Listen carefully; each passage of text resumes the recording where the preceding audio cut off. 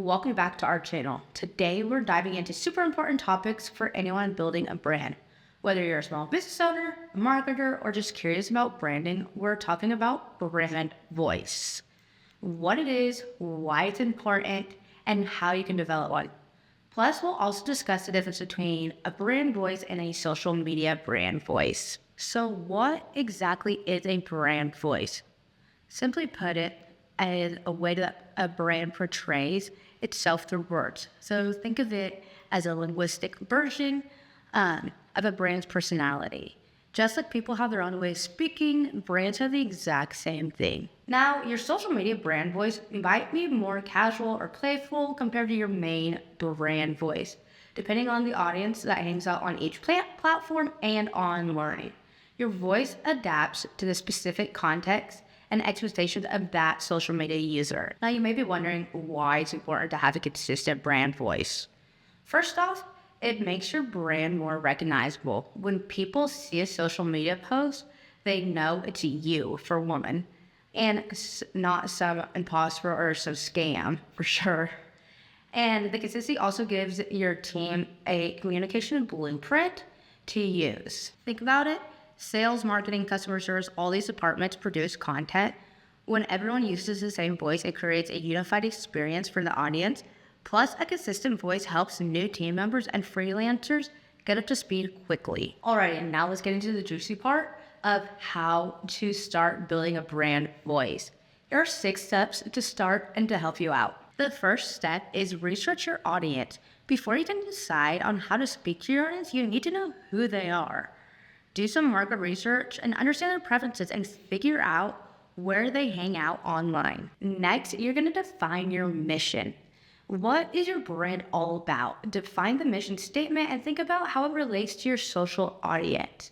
How do you make their lives better or more entertaining? Describe your brand personality.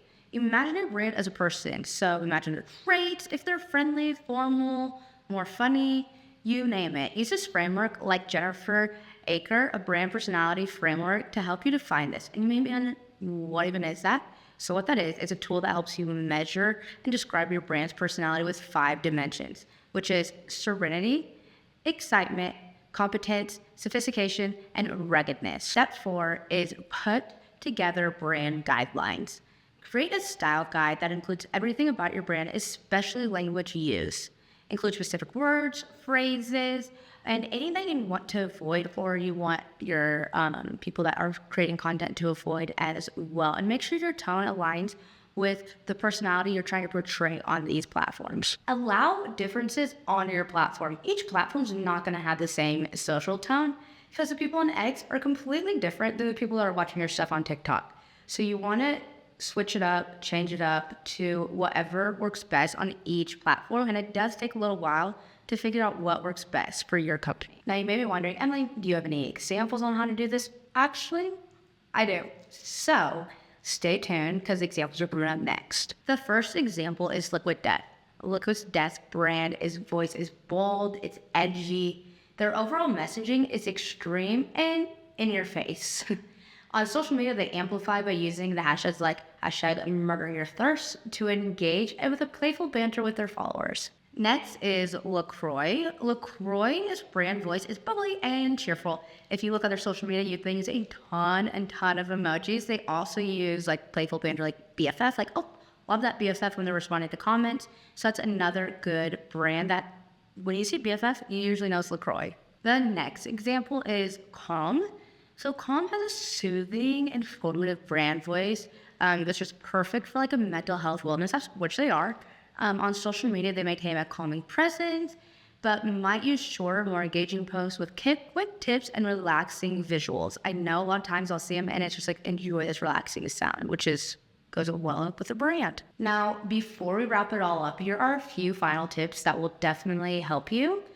So first things first, you want to monitor and adapt. Regularly review your brand voice and tweak it based on the audience feedback and social media trends. The second thing is document everything. Keep a brand folder with all of your brand style guides in it, so every organization has it, and your communication and whatever they make is on point. Next, be authentic. Stay true to your brand values and mission According to studies, 88% of consumers claim authenticity impacts their decision in which brand they like and support. And that's all we have for you guys today on brand voice and social media brand voice. If you found this video helpful, always feel free to like and subscribe, leave a comment, tell us what your brand voice is or who you guys look for also for brand voicing, and see if you're like, oh, I love how so-and-so does their brand voice. Go ahead and leave a comment. Would love to check them out and see how their brand voice is too. See you guys next time.